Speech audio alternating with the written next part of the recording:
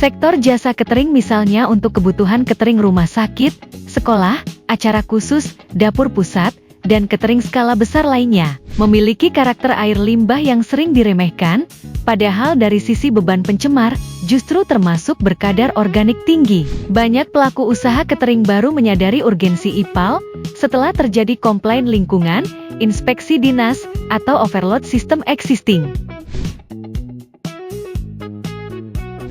Berbeda dengan limbah domestik biasa, air limbah dari dapur catering memiliki ciri khas seperti kadar parameter BOD dan COD tinggi. Dengan sumber air limbah yang berasal dari sisa makanan, kuah, saus, karbohidrat, dan protein, akan menyebabkan COD bisa melonjak lebih dari 3.000 sampai 6.000 mg per liter pada jam sibuk. Hal ini disebabkan oleh beban organik harian sangat terkonsentrasi. Kedua adalah kandungan lemak dan minyak yang tinggi. Dalam proses memasak, bisa dipastikan akan berpotensi mengandung bahan makanan seperti minyak goreng, lemak hewani, atau santan. Bahan-bahan ini bisa menyebabkan penyumbatan pipa dan gangguan aerasi biologis hingga bau menyengat. Ketiga, fluktuasi debit harian ekstrem. Ketika dalam jam operasional, potensi lonjakan air limbah pasti terjadi, terutama saat persiapan pagi, jam masak massal, sampai saat pencucian alat, di mana debit air limbah bisa naik 3-5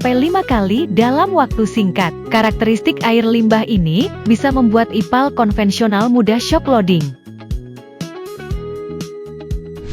Kesalahan umum di sektor jasa catering adalah menggunakan STP domestik standar, septic tank, dan grease trap sederhana. Akibatnya effluent gagal baku mutu, bau dan busa berlebihan, biaya operasional melonjak, hingga risiko sanksi lingkungan meningkat. Maka dari itu, IPAL catering harus didesain sebagai IPAL beban tinggi, bukan sekadar limbah toilet.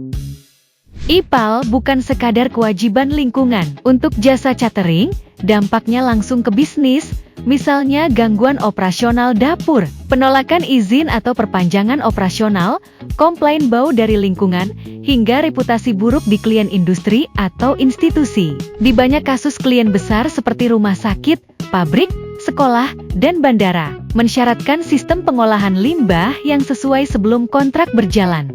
Mayoritas dapur catering masih fokus ke area produksi, sehingga hanya ada sedikit lahan yang tersisa dan tidak dirancang dengan IPAL besar.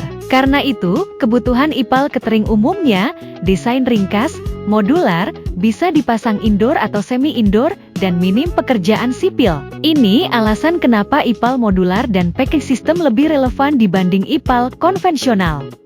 Dalam pengadaan IPAL, di sini Greenviro akan menghadirkan solusi yang bisa mengakomodir semuanya. Dengan Bioflux MBR Package, Anda bisa memiliki IPAL canggih yang ringkas, cocok untuk berbagai macam kebutuhan. Mulai dari air limbah domestik di kawasan komersial, hingga air limbah industri, dilengkapi dengan berbagai macam kelebihan. Bioflux MBR Package dirancang untuk Anda yang tidak ingin repot dalam menghadirkan IPAL, demi memenuhi regulasi. Jika video ini bermanfaat, jangan lupa like, share, dan subscribe. Berikan komentar bila Anda memiliki pertanyaan atau pengalaman soal IPAL. Sampai jumpa di video berikutnya.